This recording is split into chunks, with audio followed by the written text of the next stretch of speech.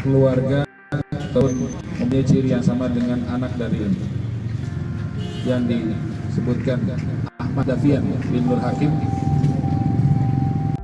umurnya 17 tahun, dan kita lakukan penyelidikan oleh pihak Reskrim Polres Lampung Selatan dan juga Polsek Tanjung Bintang.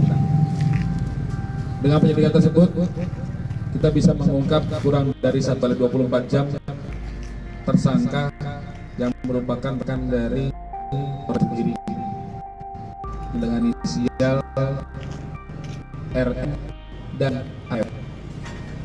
Motif pembunuhan yang kita dapat katakan berencana ini salah satunya, yang pertama adalah kesal dengan korban, yang kedua motifnya ekonomi atau ingin memiliki barang milik korban, karena yang diambil selain handphone juga motor milik korban,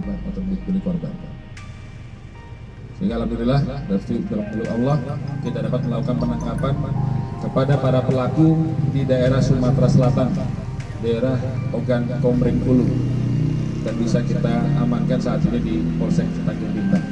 Mungkin dan proses membunuh seperti apa mereka, Kang? ya. Jadi awal memang ditemukan tidak ada luka dengan senjata tajam maupun juga luka terbuka lainnya. Setelah diadakan visum, ada luka lebam, dan setelah ditangkap pelakunya baru terkuak bahwa luka tersebut adalah luka pukul yang menggunakan tangan kosong.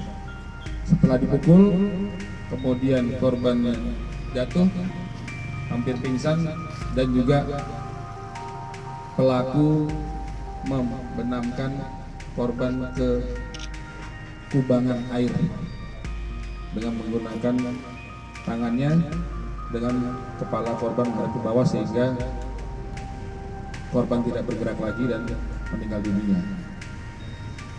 Apakah setelah korban meninggal dunia si pelaku Ya, melihat korban sudah tidak bergerak lagi, pelaku membawa kabur motor dan juga handphone milik korban. Dan tempat dia ditemukan sama seperti tempat dia dibunuh. Iya, itulah yang ditemukan, itu di ladang lokasi melakukan rekonstruksi tanah bersama dengan